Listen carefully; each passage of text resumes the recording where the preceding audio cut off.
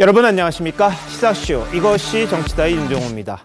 윤석열 대통령이 5박 7일간의 국빈 방문을 위해 미국으로 출국했습니다. 12년 만인데요. 어떤 성과가 날지 관심이 큽니다. 그리고 돈봉투 의혹에 대한 책임을 지고 탈당 의사를 밝힌 송영길 전 대표.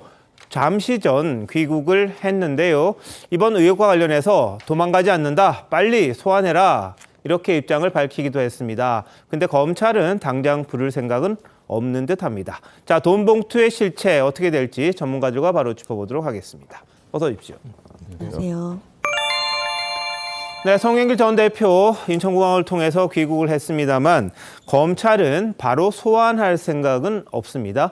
수사팀이 정해진 일정에 따라 이 공여자, 돈을 준 사람부터 먼저 조사하겠다는 입장입니다. 관련 화면 준비했습니다.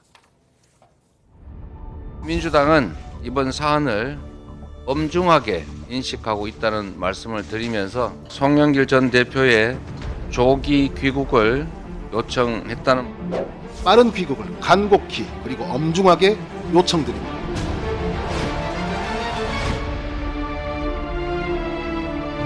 검찰이 소환도 하지 않는데 귀국해야 하는가 고민도 했습니다. 그러나 이곳에 머물러 있어서는 안 되겠다는 생각을 하게 되었습니다. 제가 귀국하면 검찰은 바로 저를 소환해 주실 것을 부탁드립니다.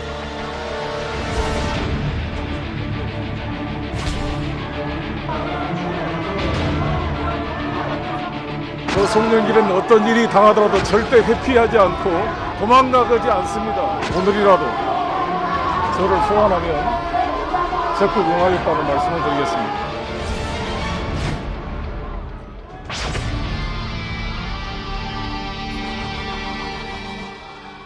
네, 책임지고 탈당을 했다 이렇게 이야기를 했습니다. 하겠다 이야기를 했는데 정치적 책임에 대해서는 보신 것처럼 지겠다. 다만 형사적으로는 자신은 아는 게 없다. 이런 입장인 것 같습니다. 자, 배승희 변호사, 나를 불러달라 그랬는데 검찰에서는 함부로 부르지는 않는 모양이죠?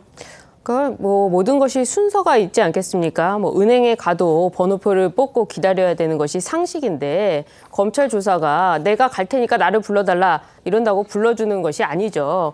그렇기 때문에 지금 송영길 전 대표가 나오면서 나부터 수사해달라라고 하는 것은 좀 어떻게 보면 오만한 태도이고 그것은 사실 반대로 보면 여론전이다 이렇게 생각이 듭니다.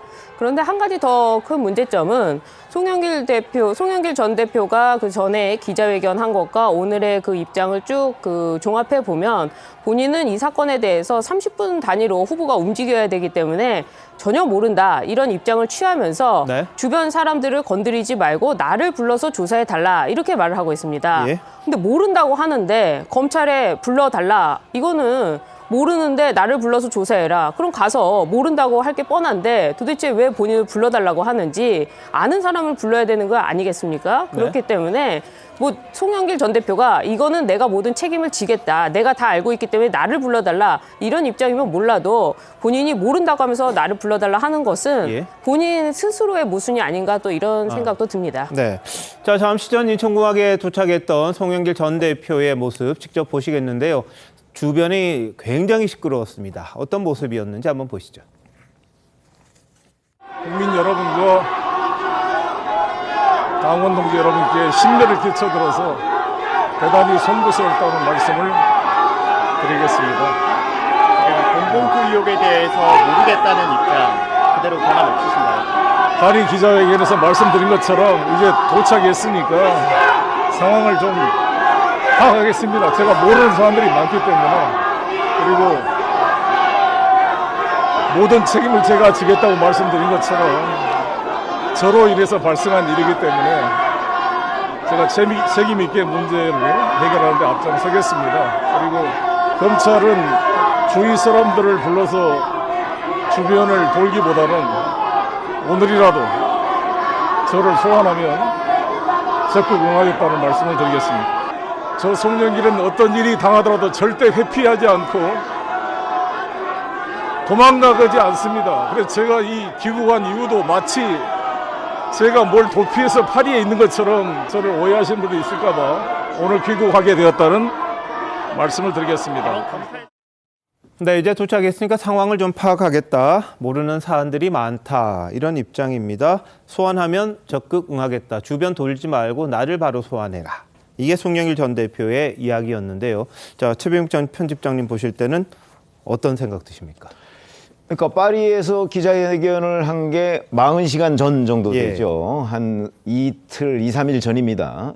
그때와 지금의 저는 결정적인 차이가 있다고 생각을 해요. 그런가요? 왜 그러냐면 그때는 모르는 입장이라고 얘기를 했습니다. 네. 이 돈봉투 의혹에 대해서. 자, 예. 그런데 오늘은 모른다는 얘기는 안 해요. 모르는 일이 많다고는 얘기 했고요. 모르는 일이 나고 안 왔고 그다음에 파악을 해보겠다고 얘기했습니다. 예. 그러면은 입장 차이가 좀 있는 거라고 보여지죠. 네. 그다음에 파리에서는 정치적 책임 부분에 대해서 얘기했는데 오늘은 뭐 포괄적이긴 하지만 모든 책임을 얘기했습니다. 예. 그렇게 보면 이제 검찰 소환이 아무래도 뭐 언젠가는 있을 테니까 네. 아마 그런 부분을 대비해서 예. 그 일정 부분 이제 본인의 책임을 어디까지 져야 하는가 뭐 이런 거를 앞으로 자기가 이제 좀 여기서 국내에서 연구를 하겠다 뭐 이런 걸로 보이기는 하는데 네. 여전히 이 사법적 책임 부분 뭐 이런 부분은 직접적으로 언급을 안 하고 있기 때문에 예. 그 부분은 앞으로 어떻게 전개될 것인지. 그러나 여기서 분명한 건 움직일 수 없는 거는 바로 이정근 전 부총장의 녹음 파일 속에 송영길 전 대표와 관련된 내용이 굉장히 많다. 그거는 예. 움직일 수 없는 거거든요. 네, 이제 네. 그 부분이 나중에 검찰에 소환됐을 때 예. 어떻게 본인이 그걸 해명하고 넘어갈 것인가 이런 게 굉장히 주목됩니다. 네. 자, 조금 전에 보셨던 게 이제 인천공항에 도착했을 때의 기자회견 모습이었습니다. 근데 지난 토요일이었죠. 파리 현지 시간으로요. 기자회견 열고 자신의 입장을 또 이야기한 게 있습니다. 그때와 오늘의 모습 좀 다른 게 있는지 한번 보실까요? 저는 지난 대선 때 이재명 후보 당선을 위해 정권 교체 프레임을 정치 교체 프레임으로 바꿔보고자 총선 불출마를 선언했습니다. 대선 기간 중 다리 인대가 끊어지고 망치 테러를 당하면서도 최선을 다해 뛰었습니다. 이번에도 개안한테 머리를 맞아가지고 지금 건강이 괜찮으신가 모르겠어요. 머리 부상 투혼을 불태우고 있는 송영길 대표님 고생하신다고 박수 한번 부탁드립니다. 개안이 아들 송영길 인사드립니다. 10년 기차 죄송하고요. 송영길이 자기 총선 불출마 선언까지 하고 이재명에게 모든 걸 걸고 그러나 아쉬운 대선 패배의 책임을 지고 당대표를 미련 없이 사퇴했습니다. 지난 지방선거 때는 당의 총력 대응을 위해 국회의원을 사표냈습니다. 뻔히 승산이 어려운 서울시장에 출마하기 위해 사표를 냈습니다. 저를 5번이나 국회의원으로 뽑아주신 존경하고 사랑하는 인천 계양구 주민들과도 아쉬운 이별을 해야 했습니다. 이재명 대표님 만날 계획 있으신가요? 예. 자, 이 파리에서의 기자회견 내용을 쭉 보시면 본인이 살아왔던 인생도 하나하나 나열을 하기도 했었습니다. 그러면서 이 대표와의 인연 또 굉장히 강조를 했던 부분이 있습니다. 그래서 이 대표를 향한 메시지가 아니냐 뭐 이런 이야기도 있었습니다만, 자, 김종욱 교수 보실 때 어떻습니까? 제가 볼 때는 이 대표에 대한 메시지라기보다는요. 네. 본인이 파리에서 한 얘기는 정치 도의적 책임을 지겠다고 얘기를 했는데, 그러면서 정치 도의적 책임의 핵심은 민당을 탈당하겠다. 네. 한 번도 탈당한 적이 없었는데 예. 일단 내가 탈당한다는 내용들은 소위 매우 진정성 있는 정치 도의적 책임을 지려고 하는 것이다. 네. 저는 거기에 방점이 있을 것 같고요.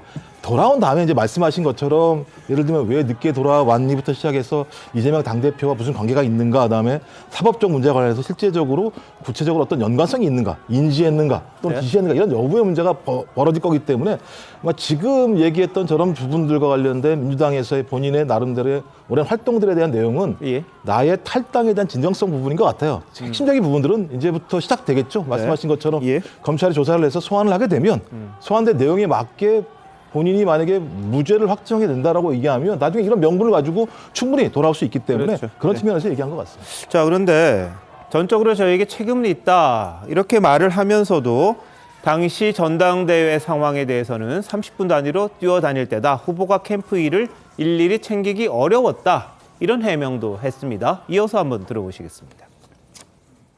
제가 당대표 시절 이정근 씨를 당 제3사무부총장으로 임명한 이유 때문에 저를 연결시키는 수없는 언론 기사가 생산되었습니다. 저에 대한 문제가 있었다면 당연히 검찰에서 나를 소환하든지 조사를 하지 않겠는가라고 생각을 했습니다. 이번 사태는 2년 전 민주당 전당대회 송영길 캠프에서 발생한 사안으로 전적으로 저에게 책임이 있다고 생각합니다.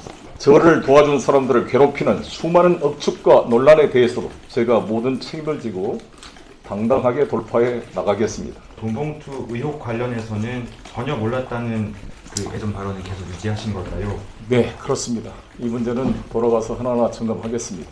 예, 그렇습니다 하신 거는 여전히 잘 모르는 사안이라고 하시는 거예요. 그때 3명의 후보님이 나왔는데 3명의 후보가 30분 단위로 정신없이 뛰어다닐 때였습니다.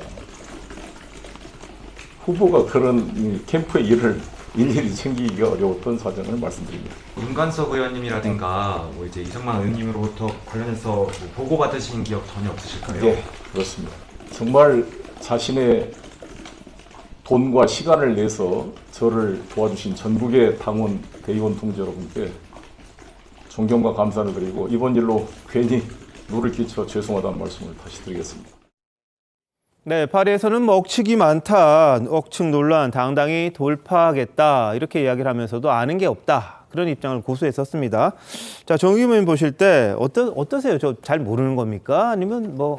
저는 지금 송영길 전 대표의 저 기자회견 내용을 보면서 계속 떠오르는 게 그 녹음 기록이거든요. 네. 그 이정근 전 사무부총장과 강내구 씨 대화를 보면은 송영길 당시 대표 후보가 다 알고 있었고 또 송영길 후보도 또 따로 뭘 준비하고 있었고 또 굉장히 자기네들에 대해서 칭찬하더라라는 취지의 얘기를 했거든요.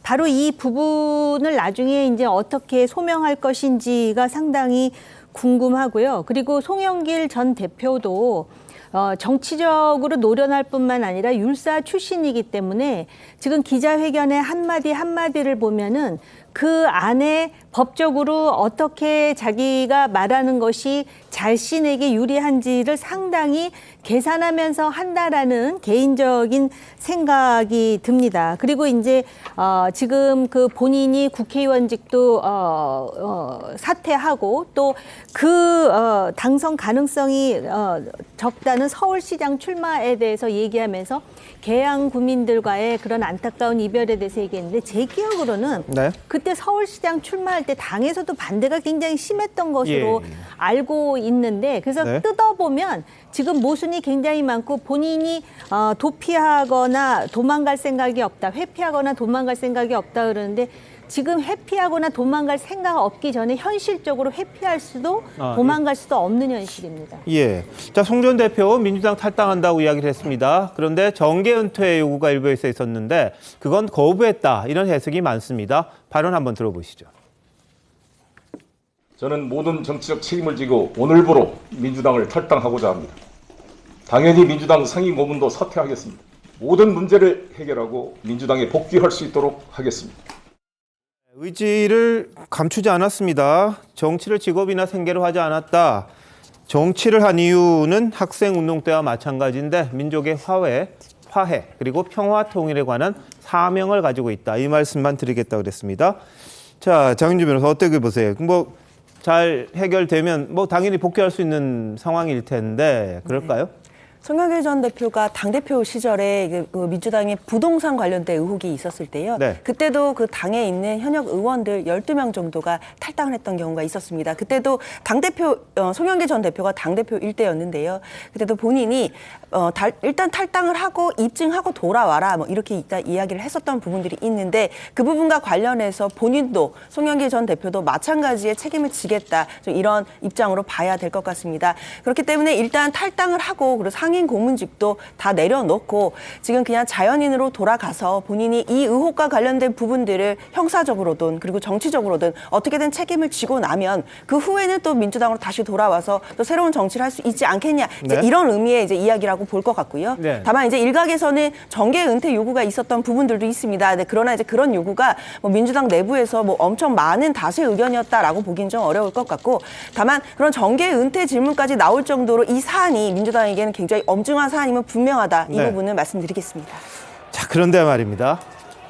조국 전 법무부 장관의 예전 SNS 글이 다시 회자되고 있습니다. 어떤 현안이 터질 때마다 조 전 장관 정말 미래를 예측하듯이 자신의 글을 남겼습니다. 뭐였냐면요. 2011년입니다. 무려 한 12년 전에 올렸는데 지금 이 글입니다. 내가 도지사에 출마했다고 하자. 그런데 조직특보인 핵심 측근이 나 몰래 돈 모아서 사무실 마련하고 사람 동원하고 선거운동하고 들키니까 도주했다. 자, 그럼 나는 조직 관리에 무능한 거냐 아니면 거짓말하는 거냐? 이런 글을 12년 전에 올렸더라고요. 최 편집장님, 어떻게 보십니까? 저 가정을요. 네. 해서 저는 뭐 조국 전 법무부 장관이 정치의 현실을 너무 모른다 이렇게 생각합니다. 예. 모르기 때문에 저런 글을 남긴 겁니다. 그런가요? 예를 들어서 조국 전 장관이 도지사에 출마했는데 예. 그 조직특보라는 사람은요, 그 몇 명 되지도 않습니다. 네. 잘 아시다시피. 예. 근데 조직특보가 후보 몰래 저런 짓을 할 수가 없습니다. 네. 그렇죠? 정말 조국 전 장관 말대로 조직특보가 후보 몰래 저런 일을 했다고 그러면 조국 전 장관은 무능하지도 않고 조직 관리에 실패한 것도 아니죠. 네네. 자기 전혀 모르게 저렇게 했으니까. 그러나 일반적으로 정치 현실에서는요, 그 아주 외곽에 있는 지원 조직이라면 모르겠는데 조직특보, 뭐 선거대책본부, 뭐 이런 규모가 크지도 않습니다. 네. 그런데 그 특보나 그 정도 급에 되는 사람, 이 정도의 사람이 후보 전혀 모르게 저런 일을 벌일 수가 없는 게 정치의 현실이다. 네. 더군다나 이 경우에는 예. 아니, 저거는 뭐 이제 12년 전 얘기고 예. 송영길 전 대표의 경우에는 잘 아시다시피 녹음 파일이 다 있습니다. 거기에 송영길 전 대표 육성도 있고요. 송영길 전 대표가 그 후에 대표에 당선된 후에 사무총장으로 임명한 윤관석 의원의 육성도 있고요. 네. 이성만 의원의 육성이 있습니다. 예. 이정근 전 부총장 육성은 뭐 말할 것도 없고요. 네. 자, 이런 부분에서 송영길 전 대표의 관여 정도가 다 드러나 있는데 예. 지금 저거와 평행선으로 놓고서 우리가 말을 할 입장이 아니다 이렇게 봅니다. 예. 조 전 장관의 참 예지력이라는 게 엄청나다 이런 생각이 좀 들고요. 이게 여야 가리지 않고 당연히 해당되는 사람들이 이걸 보면 고개가 끄덕끄덕해질 겁니다. 근데 다만 송영길 전 대표 같은 경우에는 지금 30분 단위로 움직였기 때문에 캠프에서 무슨 일이 일어나는지 모른다 이런 입장을 고수하고 있거든요. 배 변호사 볼 때는 그게 가능할까요? 어떨까요? 그러니까 본인이 계속 이렇게 부인하고 있음에도 불구하고 이 송 전 대표가 직간접적으로 관여했다는 증거들이 계속해서 나오고 있기 때문에 그냥 단순히 부인한다는 말로써 이제 끝날 일은 아니라고 생각이 듭니다. 그러면서 지금 본인 입장에서는 탈당을 하지만 언젠가는 이제 복당을 할 것이다 이런 표현까지 쓰고, 사실 오늘 이 공항에 나오면서 여론전을 하면서 본인이 어떻게든 그 복당 기회를 노려보겠다 이렇게 지금 나오고 있는 것 같은데 예. 어느 한 사설에서는 이런 표현까지 썼더라고요. 이런 건 파렴치한 일이다. 이렇게까지 해야 되겠는가. 탈당한다고 해서도 진실이 가려지는 것이 아니다. 그리고 이 사건이 송 전 대표의 캠프에서 일어난 일인데 이 정도 됐다면 깔끔하게 정계 은퇴를 하고 이 검찰 수사를 받아야 함에도 불구하고 복당을 운운하는 것이 맞느냐 이런 표현까지 굉장히 그 언론 사설에서 네. 강도 높게 비판을 하고 있던데요. 예, 예. 그 정도의 사건이기 때문에 뭐 송영길 지금 전 대표가 단순히 내가 몰랐고 그리고 이러한 사건들 캠프에서 일어난 뭐 개인 일탈이라고 하기에는 예. 너무나도 그 많은 증거들이 나오고 있고, 실제로 그 이정근 씨 재판에서 사업가 박모 씨와의 주고받은 대화를 보면요, 이 전당대회 훨씬 이전부터 이 이정근 씨가 이 박모 씨를 상대로 해서 이 송영길 전 대표가 당대표가 됐을 경우를 상정해서 굉장히 스스럼 없이 돈을 달라고 하고 내가 앞으로 좋은 자리 가게 될 것이니까 예. 앞으로 그 사업을 밀어주겠다라는 내용들이 재판의 증언에서 계속해서 나오고 있습니다. 그러니까 굉장히 오래전부터 이런 일이 광범위하게 벌어졌기 때문에 네. 단순히 부인한다고 하고 탈당만으로 이렇게 그을 만한 문제는 아니다 이렇게 보입니다. 예. 그리고요, 송 전 대표가 과거에 이 법을 하나 개정을 하려고 했는데 이게 뭐냐면 당대표 선거에서 당원 등에게 금품을 제공하면 처벌하는 그런 내용입니다. 정당법 개정안을 공동 발의한 건데요. 만약에 의혹이 사실이라면 본인에 대해 본인이 발의했던 법에 의해서 또 처벌을 받을 수 있는 그런 아이러니가 또 생기는 것 같아요. 네, 원래 그 정당법 관련해서 대표 발의는 박상천 전 의원께서 한 건데 공동 발의자입니다. 그런데 자기가 공동 발의로 이름을 올려놓고 만약에 이 모든 사실이 사실로 밝혀지면은 자기가 만든 법을 위반하는 그런 또 첫 전례를 만들게 될 것 같고요.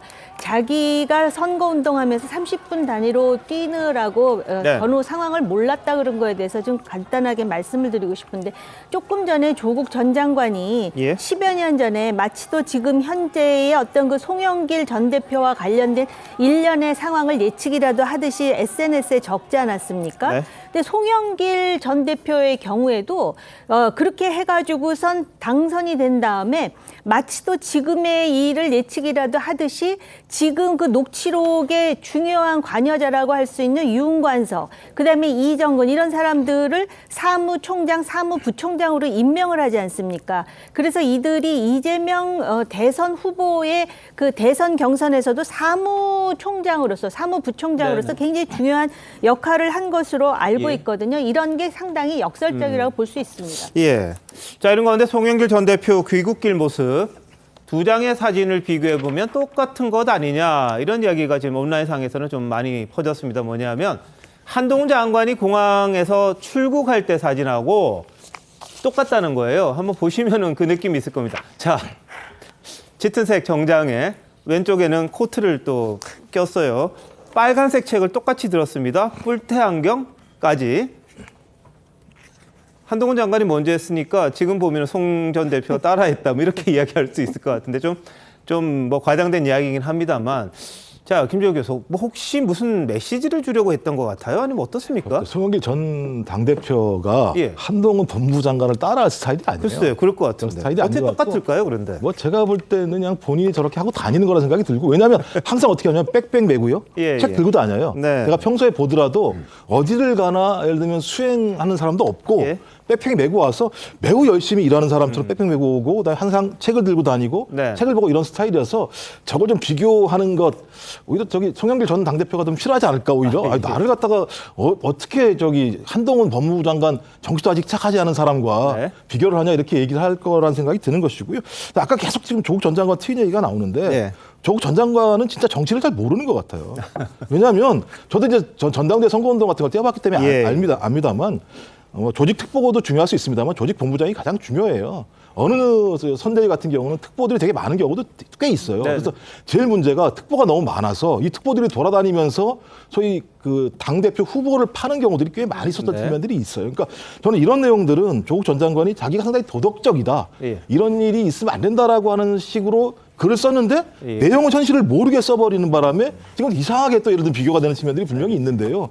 문제의 핵심은 이런 내용들이 아니라 실제로 송영길 전 당대표가 인지했는가 여부 하나하고 아까도 말씀드렸습니다만 이것을 갖다가 지시했는가 문제라고 생각이 들어요. 그래서 이 부분들이 확인되게 되면 말씀하신 것처럼 본인이 어떤 직접 발의한 게 아니라 이제 공동 발의에 들어간 겁니다만 본인이 입법한 부분에 대해서 본인 스스로가 저런 일들을 행했다라고 얘기하는 건 나중에 도덕적으로는 상당히 큰 문제가 될 수 있는 측면들이 있는 거죠. 저는 그래서 조국 전 장관의 트윗을 비교하기보다는 본인이 공동 발의자로 들어간 법의 취지에 부합하지 않은 행동을 했다고 한다면 나중에 아마 더 큰 문제가 되지 않을까 생각이 듭니다.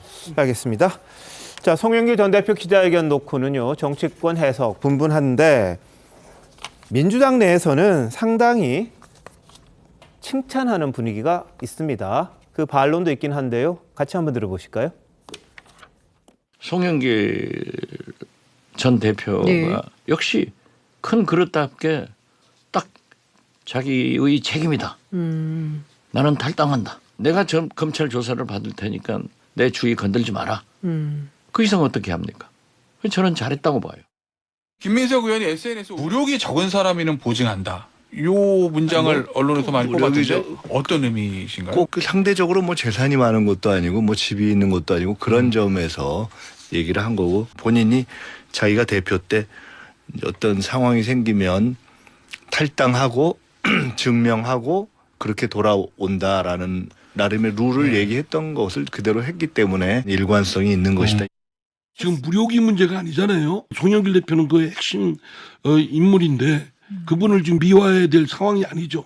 책임을 엄중하게 물어야 될 상황이죠. 당의 간판을 내려야 될. 지금 당이 송두리째 누가 하나 살아남지 못하고 그냥 송두리째 그냥 수렁 속으로 같이 빠져들 수도 있는 그런 상황이라고 저는 생각됩니다. 송 전 대표를 향해서 큰 그릇이다. 물욕이 적은 사람이다. 이런 칭찬이 있었습니다. 어떻게 들으셨어요? 근데 저는 이제 특히나 김민석 의원의 그 무력은 없다는 걸 내가 보증한다 이런 발언을 보고 상당히 많은 분들이 김민석 의원이 이런 표현을 하실 것 같아요. 이분이 과거에 2007년, 2008년 지인 3명으로부터 7억 2천만 원의 불법 정치 자금을 받아가지고 그 당시에 구속 기소가 됐습니다. 물론 뭐 대법원에서는 벌금 판결을 받았습니다만 추징금 7억 2천도 있었고요. 근데 그 뒤에 본인은 그 추징금 1억만 내고 6억은 10년 동안 미납을 한 상태이고 이런 상태인데 이런 분이 뭐 지금 송영길 전 대표를 향해 가지고 무력이 없다는 걸 내가 보증한다 이렇게 하니까 또 많은 국민들이 이게 무슨 보증이냐 뭐 이런 생각도 하실 것 같은데요. 네. 거기다가 뭐 탈당을 하니까 남영희 뭐 부원장 같은 경우에는 영원히 뭐 나의 대표네 뭐 이런 표현을 쓰던데 이 탈당으로 과연 이 사건이 덮어질 것인가? 그 국민들이 송영길 전 대표와 민주당을 구분해서 따로 판단을 할 것인가 이 부분은 아니라고 생각이 들고요. 탈당으로 친다면은 뭐 윤미향 의원도 탈당을 했고 민영배 의원도 탈당을 했습니다만 그 사람들을 우리가 과연 민주당이 아니다 이렇게 평가를 하겠습니까? 그렇기 때문에 이런 건 마찬가지라고 보고요. 이런 탈당이 아무 의미가 없다는 것이 이번에 그 정의당의 논평에서도 나오는데 정의당마저도 이번에 이 송영길 대표의 기자회견을 보면서 허탈하다 이런 표현을 쓰지 않았습니까? 그런 점에서 이렇게 뭐 송영길 전 대표가 큰 그릇이다, 뭐 무력이 없다 이런 표현들은 오히려 국민들에게 더 역풍을 불지 않을까 생각이 듭니다. 네. 자, 이재명 대표 지지자들이 모인 카페에서는요. 상남자 송영길, 남자가 봐도 멋지다, 송영길은 무고하다 이런 반응들이 올라오고 있다고 합니다. 반면 국민의힘과 정의당은 완전히 반대죠. 한번 보시죠. 민주당 전 대표의 파리 심파극은 민주당의 심각한 도덕 불감증을 다시 한번 확인하는 계기가 되었을 뿐입니다. 위장 탈당이 습관화된 민주당에서 송 전 대표의 임시 탈당은 책임을 지는 자세가 전혀 아닙니다. 전혀 납득하기 힘든 실망스러운 회견이었습니다. 기자회견 직후 민주당 정치인들은 앞다투어 무소의 불처럼 혼자서 가라, 큰 그릇이다 등의 칭찬인지 격려인지 이해할 수 없는 말들을 쏟아냈습니다. 불법을 불법으로도 여기지 못하는 도덕 불감증이 민주당을 지배하고 있음이 명백히 드러난 사건입니다. 자, 뭐 극과 극의 반응 같아요. 장현주 변호사 어떻게 보십니까? 네, 그렇습니다. 일단 민주당 내에서 이제 소수의 의원들이 뭐 송영길 전 대표를 향해서 굉장히 잘했다라고 이제 칭찬하는 그런 기조의 이야기들이 나온 바는 있긴 한데요. 사실 좀 당 입장에서는 이 돈봉투 의혹 사건 자체가 또 엄중한 사건이고 굉장히 또 진상 조사를 제대로 해야 되는 사건이기 때문에 바로 이제 송영길 전 대표의 저런 기자회견을 놓고 뭐 너무나 큰 칭찬을 하거나 하는 것 자체가 그 국민들께서 보시기에는 또 실망감이 드실 수 있겠다라는 부분도 분명히 지적을 해야 될 것 같습니다. 당연히 함께 정치를 했던 정치적 동지로서 어려움에 처해서 지금 탈당을 하고 본인이 모든 정치적인 책임을 지겠다라고 이야기를 해주는 부분이 선당 후사의 정신을 어떻게 보면 실천하는 것이다라고 생각을 해서 칭찬해주는 그런 마음이 들 수도 있겠지만 결국 국민들로부터 칭찬을 받고 인정을 받아야 되는 것은 이제 송영길 전 대표가 자신의 혐의를 벗고 그리고 본인이 정치적인 책임이나 소임을 다하는 모습을 보여줬을 때 그때 국민들께서 그릇이 크다 이런 말씀을 주셔야 그게 의미가 있을 것입니다. 뭐 동료 정치인들이 뭐 그릇이 크다는 말을 아무리 해준다 한들 지금 상황에서 뭐 달라지는 것은 전혀 없는 것 같고요. 정치적 책임과는 별도로 사법적 책임은 또 따로인 것이니까 송영길 전 대표가 탈당을 했다고 해서 사법적 책임이 없어지는 것은 아니고 일단 앞으로 있을 검찰 수사라든지 그리고 이런 사실관계 조사 과정에서 송영길 전 대표가 잘 해명을 해서 이 어려움들을 잘 극복해내기를 그렇게 바라보겠습니다. 제가 볼 때 우리 정치가 예를 들면 상대방이 잘못하면 자기가 잘못했음에도 불구하고 나는 잘못하지 않은 것처럼 공격하는 게 있는데요. 뭐 예를 들면 국민의힘 같은 경우 2000년대 초반에 150억 stat대기 문제가 분명히 있었고 2008년 돈봉투 문제가 있었고요. 이 문제는 다 아시는 건데 저는 정의당한테 좀 한마디 하고 싶어요. 전 정의당 지금 원내대표라고 말씀하시는 분이 공직선거법 정치자금법 위반 혐의 1심에서 혐의받아가지고 당선 무효형 받고 있어요. 법원 판결에 대해서 제가 볼 때 굳고에도 부인하고 계세요. 그러니까 제가 볼 때는 이 문제와 관련해서 충분히 비판할 수 있습니다만 본인들은 매우 정의로운 것처럼 말씀하시면서 상대방을 공격하는 저런 모습들이 온당한가에 대해서 그러니까 스스로 무엇을 바꿀 것인가라는 문제를 먼저 말씀하시고 난 다음에 상대방을 공격할 수 있는 본인의 도덕적인 또 공간이 생기는 거죠. 좀 그런 부분에서 좀 과도하다는 생각이 듭니다. 알겠습니다. 그럼에도 불구하고 모든 정당들이 자신들이 잘못한 것 인정을 해야 할 것이고요. 다른 당이 잘못한 것에 대해서는 동일한 잣대로 또 비판도 할 수 있어야 되지 않을까 싶습니다. 너무 한쪽으로 자기 편이어서 이런 식의 정치가 지금까지 여러 가지 또 부작용을 낳은 게 아니냐 뭐 이런 말씀을 하신 분들도 있는 것 같은데 여하튼 송영길 전 대표 지금 넘어야 할 산이 많습니다. 본인은 강래구 씨와는 전당대회 캠프에서 뭐 이 사람이 참여해서 나하고 이야기하고 그럴 위치 신분도 아니었다 이렇게 일축을 했는데 과거 강래구 회장, 감사협회 회장이었죠. 송 전 대표를 언급하는 녹취록이 바로 공개가 됐어요. 그래서 이 내용 들어보면 어떤 관계인가 싶을 겁니다. 한번 보시죠. 강래구 감사님은 지난 총선 때 출마를 포기하고 수자원공사 감사가 되셨기 때문에 저의 전당대회 때는 캠프에 참석을 할 수 있는 신분과 위치가 아니었다는 점만 말씀드리겠습니다. 내가 그 얘기도 했어. 성만이 형이 좀 연결해줘서 그거 좀 나눠줬다. 그렇게 얘기는 했어 내가. 누구한테? 연길이 형한테.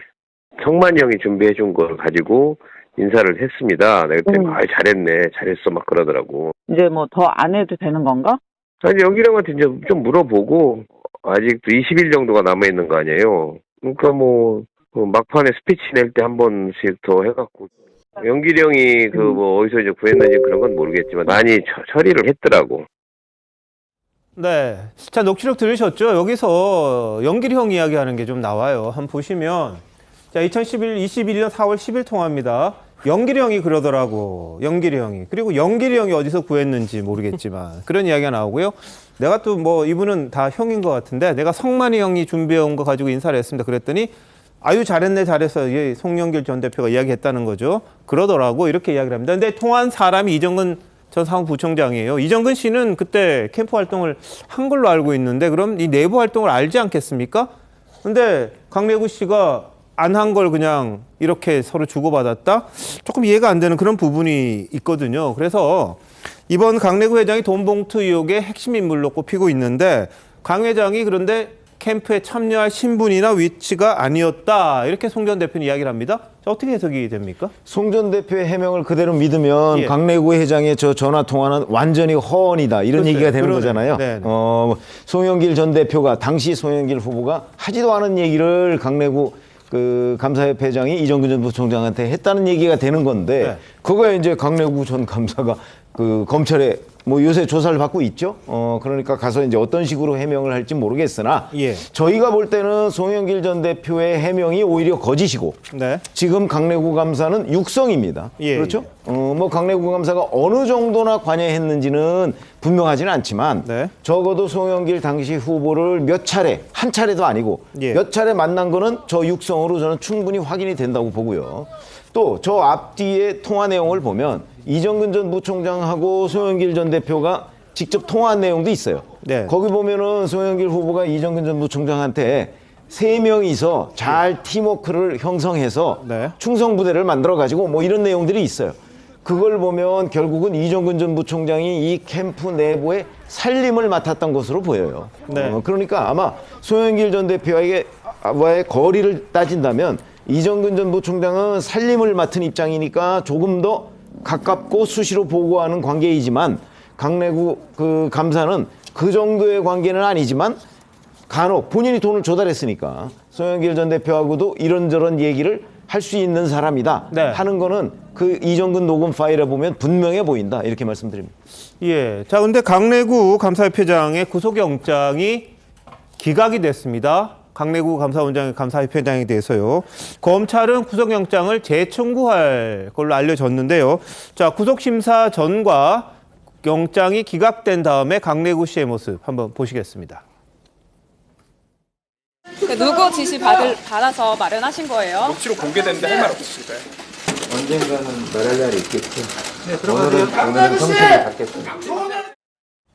현명한 판단을 해주신 재판부에 감사드립니다. 이상입니다. 송영길 전 대표님도 돈봉투 전달 사실 알고 계셨나요? 이재명 풀어주세요. 돈봉투 전달 주도한 혐의는 인정하시나요? 양심 선언하고. 예. 자, 재판부가 이야기한 건 그거예요.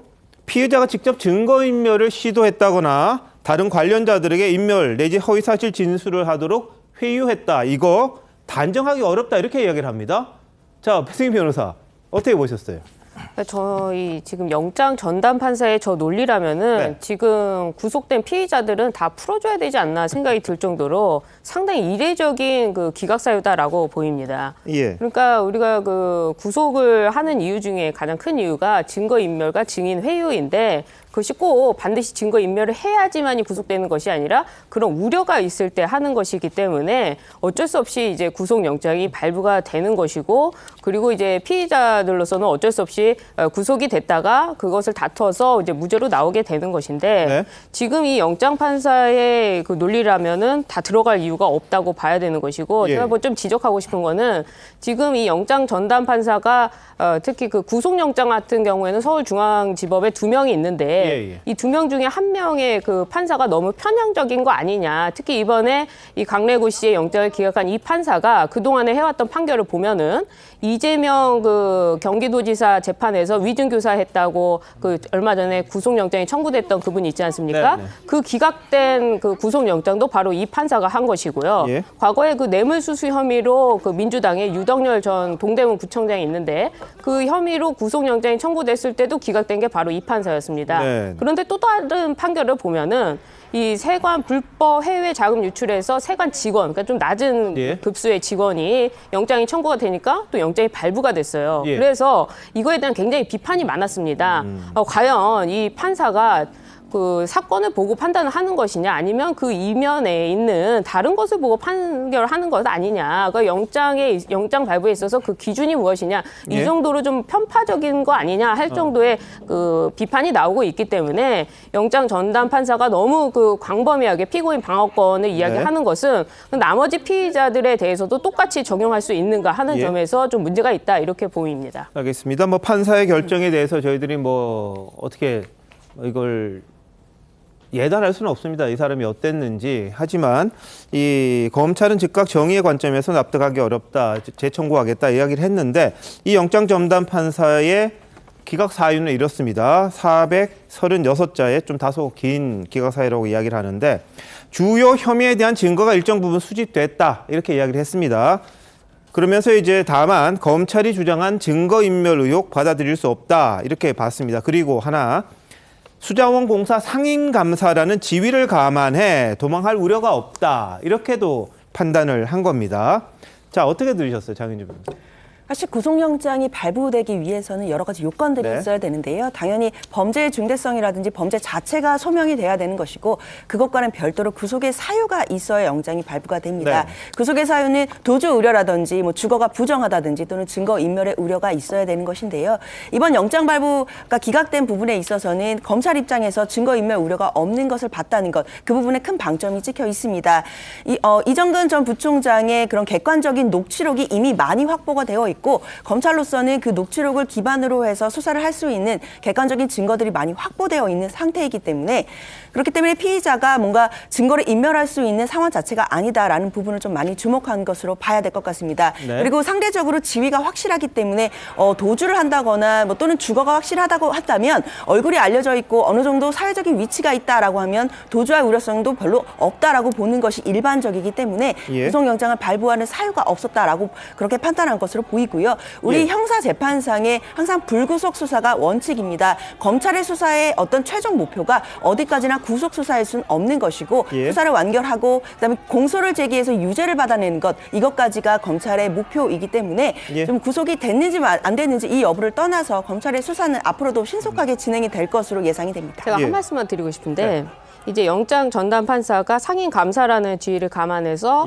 이제 도망할 우려가 없다. 우리 변호사님도 말씀을 하셨지만 과연 저 논리가 맞는 것이냐. 그러면 그동안에 전직 대통령에 대해서는 왜 구속영장을 발부했는가. 그 부분에 있어서 많은 국민들이 의심을 하실 것 같아요.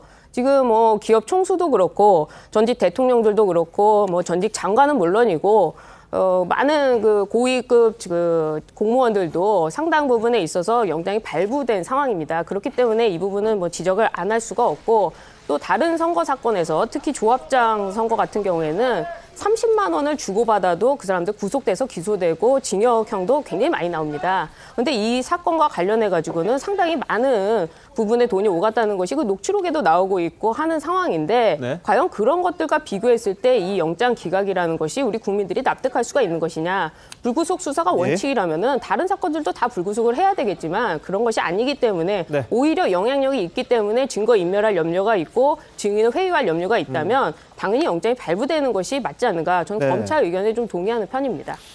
예, 뭐 검찰이 재청구한다 그러니까요. 어떤 결과가 나올지는 봐야겠는데 검찰 입장은 이 사람이 이제 사건이 알려지니까 다른 사람 전화해서 어떤 내용인지 알려주고 이런 것들이 다 그럼 증거인멸하려는 거 아니었냐. 뭐 이런 식의 주장을 검찰은 한다고 합니다. 그러니까 다시 새롭게 판단이 어떻게 나올지는 한번 지켜보도록 하겠습니다.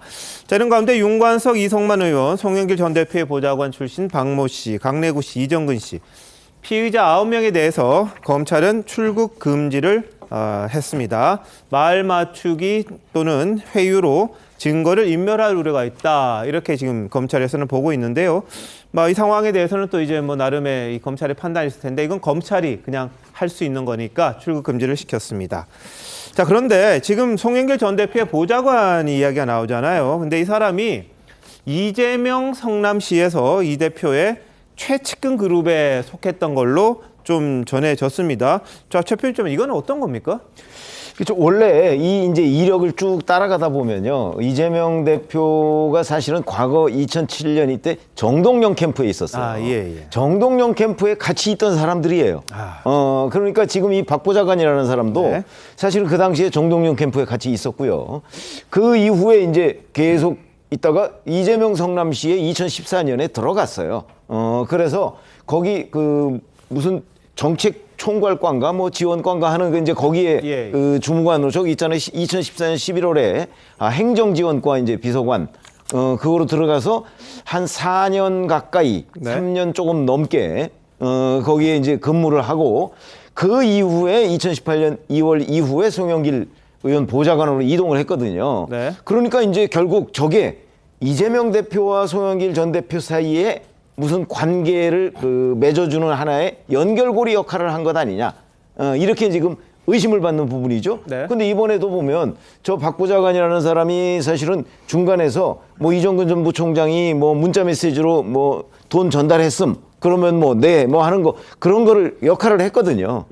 그렇기 때문에 그러면 처음부터 그 송영길 전 대표 사람이 아니고 이재명 성남시장 때부터 근무를 했고 이재명 그 지금 대표와 오랜 인연을 맺어왔으면 그러면 결국 이재명 송영길 간의 연결고리 이 역할이 아니냐 하는 의심을 받는 건데 그 부분은 앞으로 조금 더 수사가 필요한 부분입니다. 예, 뭐 지금 보셨던 것처럼 뭐 여러 가지 그 인연이 혹시 있는 게 아니냐. 이재명 대표하고 송영길 전 대표의 보좌관으로 갔었으니까 이제 성남시에서 근무하다가 옮겨간 거거든요.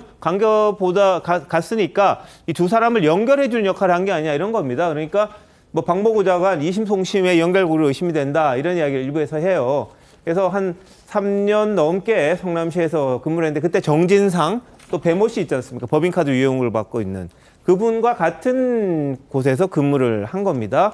그러다가 2018년 2월 이후에 송영길 전 대표의 보좌관으로 이동을 했고 전당대회 당시에는 캠프에서 활동했고 당선 후에는 정무조정실장이라는 자리 이것도 중요한 자리죠. 상당히 중요한 자리니까 송 전 대표의 핵심 측근인데다가 이재명 대표 이 시장실, 비서관실에서 이렇게 일했다면은 그것도 굉장히 가까운 정진상, 배모 씨 같이 있었다면은 그것도 굉장히 가까운 사이 아니냐. 그럼 두 사람을 연결해주는 고리가 바로 이 박 보좌관 아니냐 이런 이야기가 좀 나오는 겁니다. 자, 김정욱 교수 보실 때 어때요? 근데 제가 볼 때는요, 제가 저기 정동영 캠프 대선 후보에 있을 때 제가 전략기획팀장을 했었어요. 예. 그다음에 대선 그 후보가 된 다음에는 네. 대선 전략기획팀에 있었는데요. 예를 들면 이분들 같은 경우 7급으로 가셨으면 제가 볼 땐 그 정도의 역할을 할 만한 분들은 아니라는 생각이 들고요. 아마도 어떤 그 대선 패배 이후에 많은 분들이 정동영 캠프에서 다른 분야로 옮겨갔던 측면이 있습니다. 그리고 제가 볼 때 제가 뭐 누구라고 말씀드릴 수 없습니다만 어떤 인물이 어떤 그 적어도 정동영 캠프에 있는 일부 인사들을 이재명 소위 성남시장 이 당시 이쪽으로 데려갔던 걸 제가 알고 있는 상황은 분명히 있는데요. 이렇다고 해서 예를 들면 이 박 보좌관이라는 분이 소위 이재명 당대표와 송영길 전 당대표를 연결했다? 예. 제가 이분 말고도 훨씬 더 높으신 분들은 많이 알아요. 이분들하고 직접적으로 얘기하면 되는데 하필이면 굳이 자기만 보좌관을 이심송심을 연결하는 라인으로 사용한다. 제가 볼 때 그건 좀 과도한 해석이라는 생각이 드는 것이고 알겠습니다. 오히려 만약에 진짜 그런 것이 있다고 얘기한다면 박모 보좌관이 아닌 나름대로 정동영 캠프에서 오랫동안 예를 들면 일을 해왔고 이재명 지금 당대표를 잘 알기도 하고 또 송영길 당대표 같은 경우 전 당대표 같은 경우도 386 출신이기 때문에 또 나름대로 브릿지할 수 있는 사람들이 꽤 많이 있습니다. 그래서 박모 보좌관이 실무적인 역할을 했을지 모르겠습니다만 지금 나오는 것처럼 뭐 예를 들면 중간에서 상당히 중요한 역할을 했다라고 얘기하는 건 제가 볼 때 상상하기 좀 어렵다라고 저는 생각을 합니다. 아니 지금 사건의 쟁점은 어떤 중요한 역할을 했느냐 그것도 중요하겠지만은 돈봉투와 관련해서 어떤 연결고리 역할을 했느냐가 중요한데 실제로 녹취록에 이 박모 보좌관 얘기가 나오지 않습니까? 그런데다가 이 박모 보좌관을 성남시에 소개해준 또 중요한 인사가 있는데 이 중요한 인사도 대장동의 아파트를 분양받았다 이겁니다. 그러다 보니까는 한국 사회 특히 정치권에서 이런 식의 네트워킹이 여전히 중요한 그러한 그 변수가 되는 상황이다 보니까 그 많은 사람 중에 그리고 그 많은 어공 중에 노사모 출신의 이 박모라는 사람이 성남시에 있다가 또 송영길 대표의 보좌관으로 있다가 요번에 돈봉투와 관련해서 이름이 오르내리다 보면은 그런 합리적인 의심을 하기에는 무리하지 않다라는 생각이 듭니다. 알겠습니다. 자, 뭐 박모 보좌관의 이야기까지 나왔는데, 자, 한동훈 장관은 지난주에 돈봉투 의혹 수사는 검찰의 기획 수사라는 민주당 주장에 대해서 아주 강한 말을 썼습니다. 뭐냐? 말 같지도 않은 소리 이렇게 이야기를 했었습니다. 이 말을 들은 이재명 대표의 표정도 좀 화제였는데요. 자, 박범계 의원의 비판과 함께 보시겠습니다. 기획이라고 말씀하셨죠? 기획이라는 음모론 말씀하셨는데 검찰이든 누구든 그 민주당 관계자들에게 그렇게 돈봉투 뿌리는 대화를 하라고 억지로 시키지 않았고요. 정치 탄압 얘기하셨던데요. 의원 매수하는 걸 수사하는 걸 가지고 정치 탄압이라고 한다면 뭐 승부 조작 수사하면은 뭐 그 스포츠 탄압 되는 건가요? 말 같지도 않은 소리입니다. 한동훈 장관이 그 야당 검찰 탄압 주장 말 같지도 않은 소리라고 오늘 얘기했는데 혹시 이에 대한 입장이 있으실까요?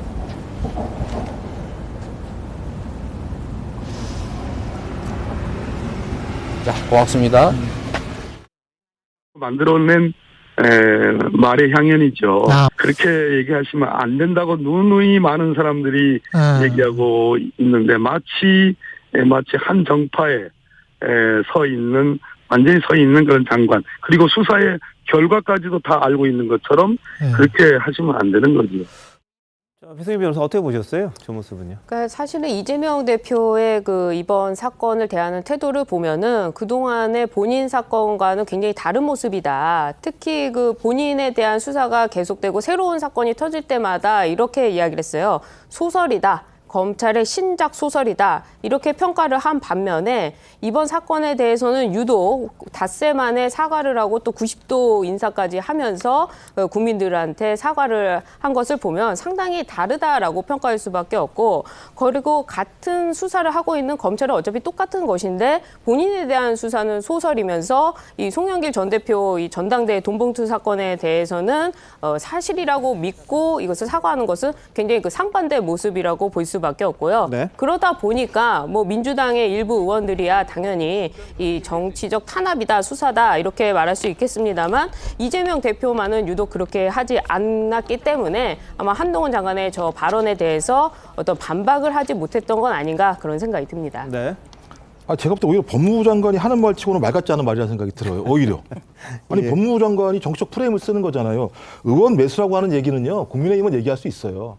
하지만 법무부 장관이 이렇게 규정하면 안 돼요. 법무부가 판결하는 데입니까? 기소할 수 있는 것에 대해서 예를 들면 본인이 통화 관리할 뿐인 거죠.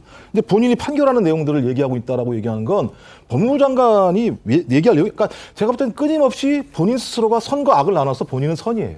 상대방은 악이에요. 그렇게 규정하는 방식들은 매우 전 문제가 있다는 생각이 들고요. 좀 법무부 장관이 저렇게 계속 하시게 되면 법무부 장관의 역할을 하시는 게 아니고요. 국민의힘 입장에서 국민의힘의 정치적 프레임을 가지고 공격하시는 것밖에 안 된다는 생각이 들고요. 네. 예를 들면 지금 검찰은 잘하고 있다고 생각하시는 것 같아요. 아까쯤에 나왔던 것처럼 구속영장과 관련해서 그것을 기각한 법원의 잘못입니까?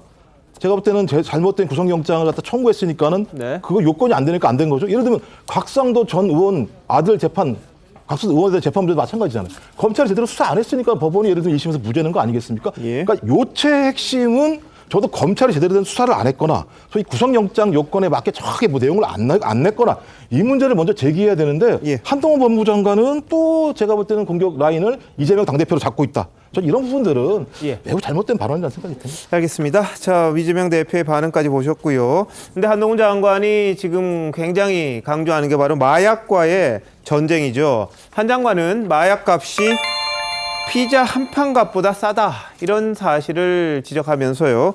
악소리 나게 강하게 처벌할 거다 그랬는데 최근에 굉장히 심각한 일들이 많습니다. 중학생들이 그냥 친구끼리 뭐 코인 산 거 그 돈 털어가지고 쉽게 마약구에서 하다가 적발된 적이 있습니다. 이게 치킨 한 마리 값과 비슷하다는 게 지금 마약 투약 가격이거든요. 세상이 이렇게 돼서 되겠는가 싶은데 자, 이에 대한 민주당 반응까지 한번 보시죠. 마약의 가격이 대단히 싸졌어요. 그게 굉장히 중요한 바로미터거든요. 피자 한 판 값이라고 제가 얘기해서 많이 얘기 들고 이거 마약이 그동안 비쌌던 이유는 위험 비용입니다. 걸리면 인생 조지기 때문이죠. 그런데 문제는 지난 정부 하에서 단속을 좀 느슨하게 했고 대형 마약의 수사를 주도해 오던 검찰의 손발을 잘랐습니다. 그 결과 위험 비용이 대단히 낮아졌어요. 저희 정부는 많이 잡을 겁니다. 그리고 악소리 나게 강하게 처벌할 겁니다. 한동훈 장관의 핑계와 변명이 가관입니다. 미국도 미국 검찰의 손발이 잘려서 그렇습니까? 초등학생도 뻔뻔하게 이런 논리는 펴지 않을 듯합니다. 그럼 당시 중앙지검장과 검찰총장까지 역임한 사람은 누구입니까? 자, 전 정권 때 좀 느슨했다 이런 부분을 비판하니까 바로 이제 역공이 들어왔는데요. 자, 어떻게 보세요, 정인주 변호사? 사실 지금 마약 문제가 굉장히 심각한 사회 문제가 되는 건 분명한 것 같고요. 그렇기 때문에 정부에서도 나서서 마약 문제를 해결하기 위해 지금 손을 걷어붙인 상황에 대해서는 국민들도 많이 공감하실 거라고 생각합니다. 그만큼 마약 문제가 지금 급변하는 세계 상황 속에서 좀 변화하고 있다라는 부분을 잘 봐야 될 것 같은데요. 예전에는 마약값이 뭐 한동훈 장관 말처럼 비쌌지만 지금은 굉장히 마약값도 떨어지고 쉽게 접할 수 있다는 것이 문제인데 그 부분과 관련해서는 SNS를 통한 뭐 마약이라든지 이런 식으로 마약이 전파되는 루트가 예전과는 좀 달라졌다는 부분도 분명히 있습니다. 네. 그런데 여러 가지 종합적인 문제의 원인들을 따지지 않고 전 정부 탓으로만 좀 말씀을 하시는 것은 사실 민주당의 입장에서 보기에는 좀 적절한 대응은 아니다라는 생각이 듭니다. 네. 지금 원인을 전 정부에서 찾아서 문제가 해결되는 것 자체가 없는 것인데 그리고 전 정부가 마약 수사에 손발을 잘랐다 이렇게 말씀을 하시지만 사실 검찰이 마약 수사하는 부분도 계속 있는 부분이 있고 수사권 조정으로 검찰이 수사하지 못하는 부분은 경찰에서 안에서 또 수사를 하고 있는 부분들이 있습니다. 네. 마약 수사를 검찰이 못한다고 해서 다른 기관 아무도 수사를 안 하고 마약을 다 그대로 내버려두고 있는 상황은 아닌 것이거든요. 네. 그렇기 때문에 검찰만이 마약 수사를 해야만 마약을 다 잡을 수 있다 이런 논리는 예. 좀 국민적으로 공감받기는 어려울 것 같고요. 앞으로 이제 마약 수사청이 되었던 어떤 식으로든 종합적으로 이 마약에 대한 대책을 내놓는 것 이런 부분에 좀 더 집중해야 네. 될 것 같습니다. 근데 기본적으로 보면 뭐 이런저런 누구 탓 뭐 그런 걸 하기 전에 사실은 결과론적으로 보면 지난 몇 년간 마약값이 굉장히 싸졌고 마약이 우리나라가 마약 청정국에서 지금 탈락을 했고 그러면서 이제 청소년까지 마약이 번졌고 뭐 이거는 객관적인 사실이잖아요. 그럼 지난 몇 년간이라고 하면 결국 문재인 정부예요. 물론 원인을 들어가다 보면 문재인 정부 때인 지난 몇 년간 꼭 그게 그러면 우리나라만 그러냐? 뭐 그런 현상은 아니라고 그래요. 제가 마약 전문가들한테 물어보면 전 세계적으로 비슷한 양상은 있었다고 해요. 그러면 우리나라는 그러면 왜 마약 청정국에서 지금과 같은 상황으로 이렇게 전락했느냐 하는 부분에 관한 그 책임론을 따지자면 뭐 전 정부도 예외는 아니죠. 결과적으로 보면 그런 점에서 그 이제 지금부터가 중요하죠. 이걸 어떻게 막을 것인가를 잘 연구를 해야 된다고 봅니다. 알겠습니다. 한 장관은 지난 20일 법무연수원에서 교정직 공무원을 대상으로 장관으로서는 처음 강연을 하기도 했습니다. 자, 자신이 법무연수원과의 인연 그것도 좀 보여줬는데요. 한번 들어보시죠. 여러 가지 선택의 상황이 생각보다 단순하진 않아요.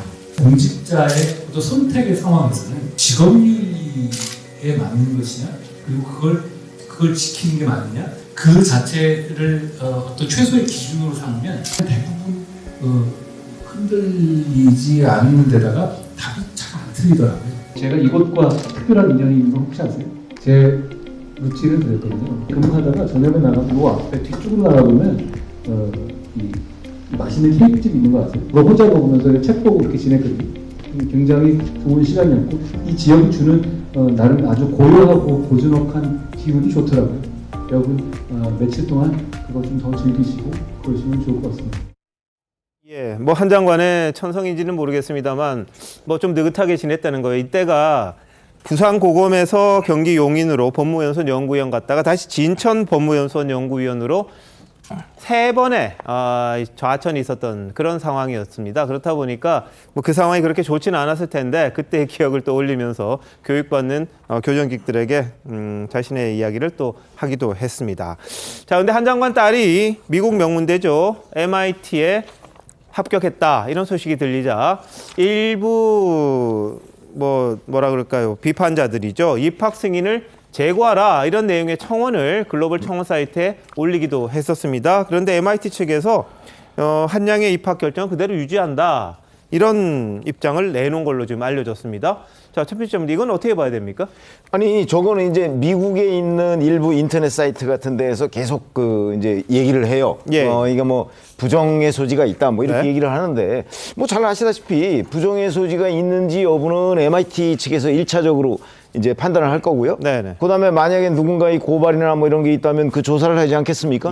그러니까 지금 인터넷상에서 더군다나 MIT도 한국의 한동훈 법무부 장관을 둘러싼 여러 가지 논란이 있다는 것을 알고 있을 거거든요. 그런데 저기에 만약 명확한 근거가 있다고 그러면 학교 차원에서 틀림없이 아마 조사에 들어갈 거예요. 그런데 그런 게 없기 때문에 저는 저런 입장이 나온 것 아닌가. 그러니까 정말 뭐 입학을 취소할 이유가 있다면 그 근거를 가지고서 MIT 측에 문제 제기를 해야 된다. 이렇게 봅니다.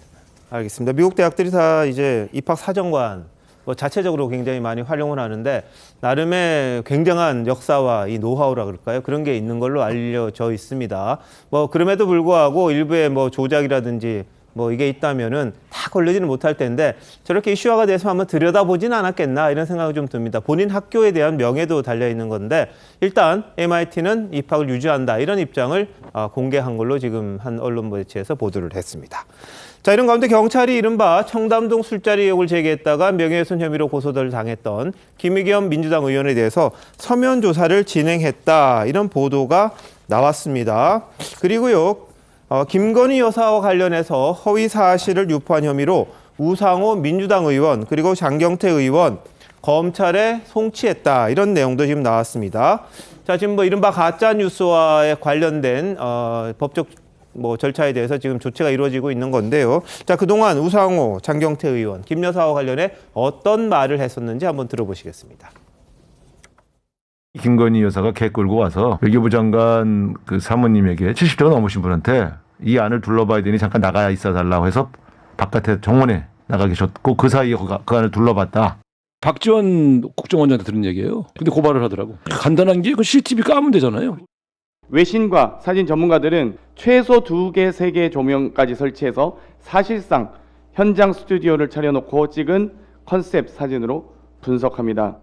그러니까 허위 사실을 유포했다는. 저희 허위 사실 유포한 건 없는데 뭐 기분 나쁨죄는 될 수 있는데 저는 뭐 굳게 믿고 있고 진실은 대통령실에서 밝히시면 됩니다. 네. 자, 경찰에서는 뭐 의원, 장 의원 뭐 주장한 거 다 사실 아니다 그랬는데 어떤 근거를 이야기하는지 한번 보겠습니다.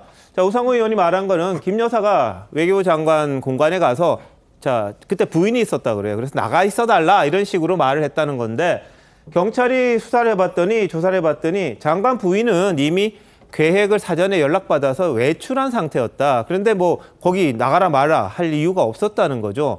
그리고 일행과도 마주친 적이 없다. 이걸 경찰이 확인을 했다는 겁니다. 그리고 장경태 의원 같은 경우에는요, 뭐 몇 가지가 있습니다. 일단 캄보디아 심장병 아동 있었죠. 우리 한국에 와서 수술받고 아주 건강하게 돌아갔던 그 친구 있는데 개를 안고 찍은 사진에 대한 이야기입니다. 이게 일종의 아이를 생각하지 않고 사파 내지는 뭐 이 화보용으로 아예 조명을 가서 막 이렇게 사진관 가면 이렇게 큰 그런 조명들 있지 않습니까? 아마 그걸 이야기한 것 같은데 그런 조명 2-3개를 설치해서 찍은 컨셉트 사진이다 이렇게 이야기를 했습니다. 그랬더니 경찰 조사 결과 조명 없었다. 그리고 관련 외신과 사진 전문가 분석도 없었는데 이걸 마치 사진 전문가가 분석한 것처럼 장경태 의원이 이야기한 건 잘못이다. 이렇게 지금 결론을 내린 겁니다.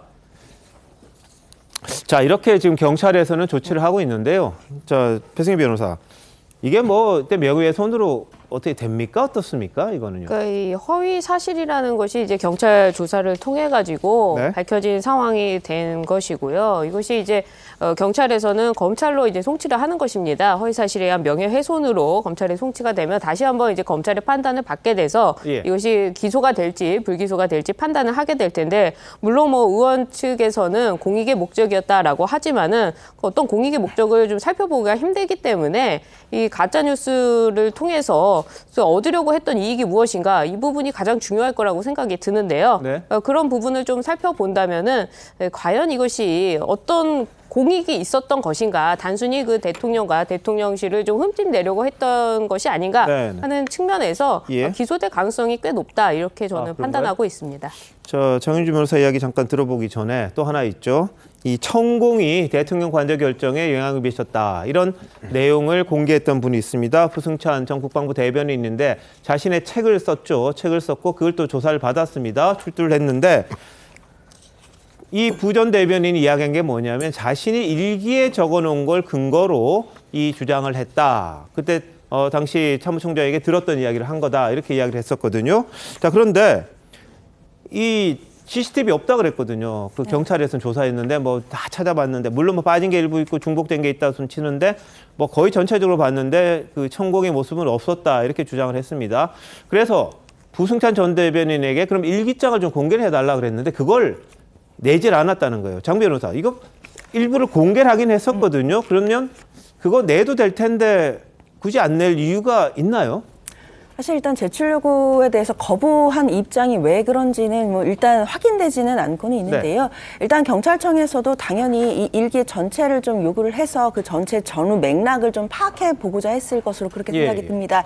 그런데 일단 거부한 것으로 봤을 때는 아무래도 그 내용 말고도 일기엔 또 다른 내용도 있을 수 있기 때문에 본인 입장에서는 거부할 만한 사유들이 분명히 있을 수 있을 것 같습니다. 특히나 그 일기장에 나오는 그 주요한 내용, 그러니까 부승찬 전 대변인이 그 내세웠던 그 의혹에 대해서는 이미 언론에도 다 공개가 됐고 다 나와 있는 내용인데 굳이 일기까지 내라고 하는 것은 좀 과잉한 거 아니냐라는 입장인 것으로 저는 추측이 되긴 하는데요. 그렇다 하더라도 물론 이제 경찰청 입장에서는 사실관계에 대해서 한 점의 의혹도 남겨서는 안 되기 때문에 CCTV가 되었던 또 관련해서 어떤 증거가 되었던 확보할 수 있는 것은 다 확보하려는 시도를 하는 것으로 보입니다. 그러나 일단 그 문제의 대상자라고 보이는 그 핵심 관계자인 그 천공에 대해서는 아직 소환이 이루어지지 않고 있기 때문에 경찰로서는 그 부분까지도 지금 신경을 써서 이 사건을 종결하고자 한다면 모든 증거를 다 살펴봐야 되는 그런 취지에서 저런 일들이 나온 것으로 봐야겠습니다. 자, 천공도 좀 나와서 조사받으면 좋겠는데 서면 정도 하고 지금 뭐 안 나오는 걸로 지금 돼 있는 것 같아요. 의견서만 보내고요. 이것도 좀 잘못된 것 같긴 한데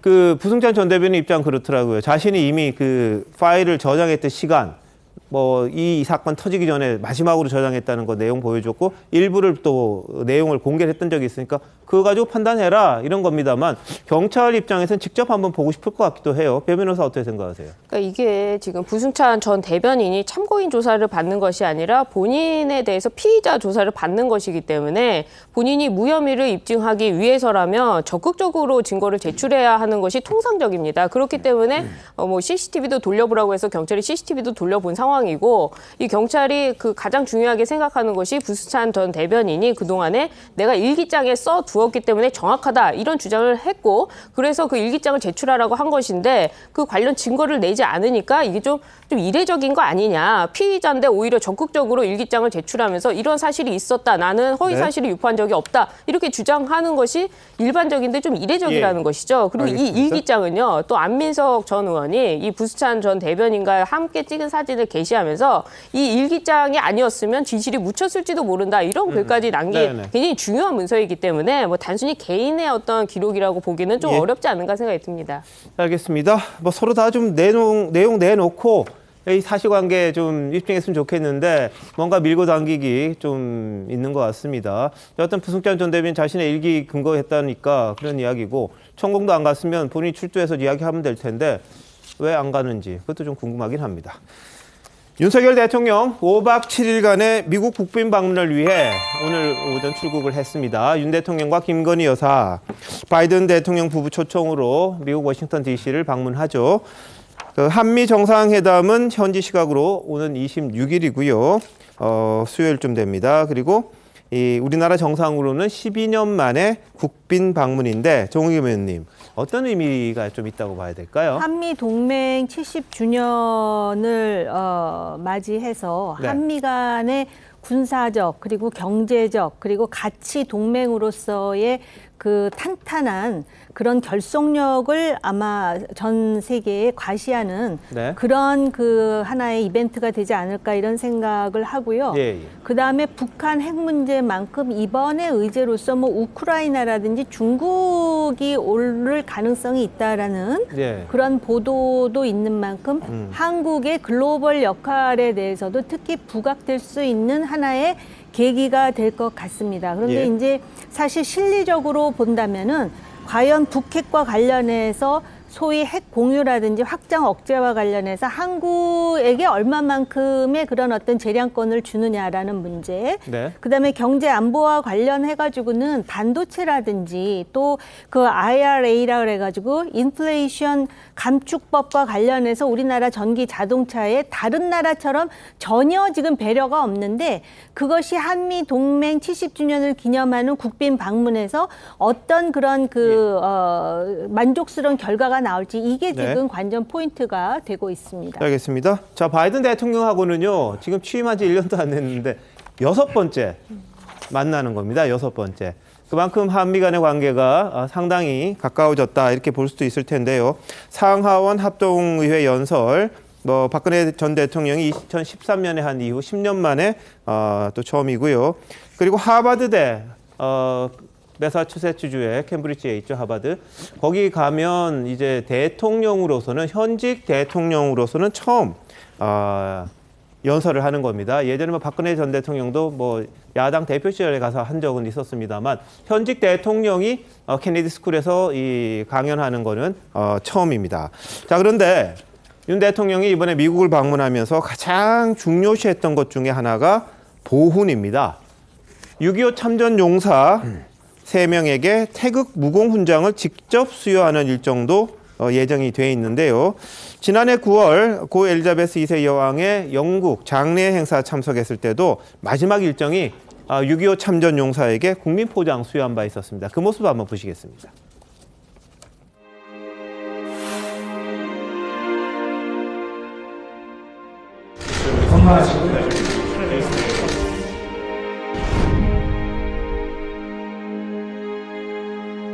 귀하는 대한민국 자유민주주의 수호에 크게 이바지하였으므로 대한민국 헌법에 따라 다음 포장을 수여합니다. 국민포장 대한민국 대통령 윤석열. 한 번도 가보지 못한 나라, 한 번도 만나보지 못한 국민들의 자유 수호를 위해서 목숨을 바쳐 싸워주신 이 덕택에 오늘날 대한민국이 있게 됐습니다. 수전사 여러분들의 또 헌신을 영원히 잊지 않겠습니다. 감사합니다.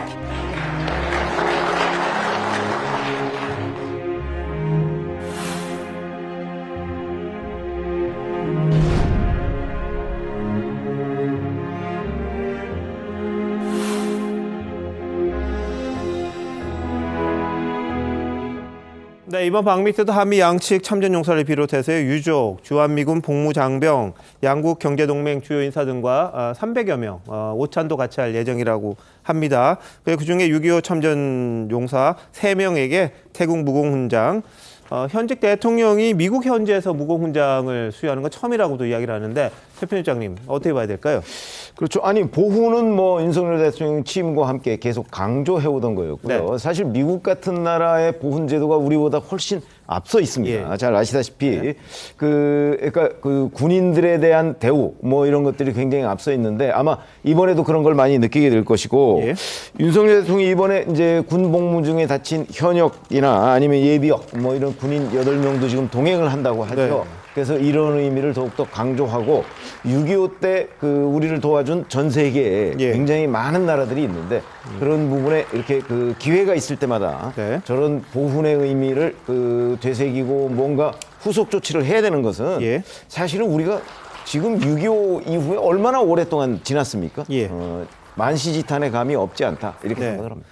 자, 우리 10명의 영웅들, 그러니까 부부 부자관계 두 가족을 포함해서 모두 12명이긴 합니다만 10명의 히어로, 그러니까 영웅들을 뉴욕에서도 상영을 하고 우리 서울에서도 똑같은 영상을 공개를 했습니다. 이게 어메이징 히어로죠.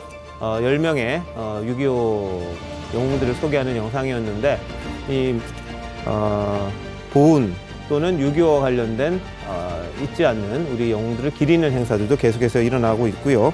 아까 말씀하신 것처럼 8명의 현역 예비역 군인도 동행을 합니다. 한미동맹재단에서 같이 이제 에스코트를 해서 가는데 과거에 이들에 대해서 어떻게 이야기했는지 한번 보시죠. K9 이찬호 군과 또 천안함 우리 전준영 회장을 통해서 이분들이 겪었던 일들을 제가 자세히 들었습니다. 보훈이라고 하는 것은 국방과 어떻게 보면 동전의 앞뒷면 같이 이건 하나라고 저는 생각합니다. 4일부터 깜짝 놀랐어요. 거기서 많은 감동 왔죠.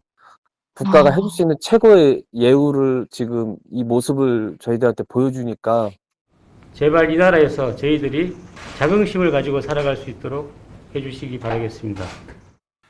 한 국가의 품격은 누구를 기억하느냐에 달려 있다고 했습니다.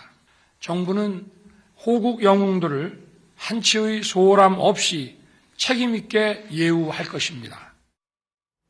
네, 윤석열 대통령이 뭐 군인들, 특히 국가를 위해 헌신한 장병들에 대한 마음은 뭐 일관돼 있는 그런 모습이고요.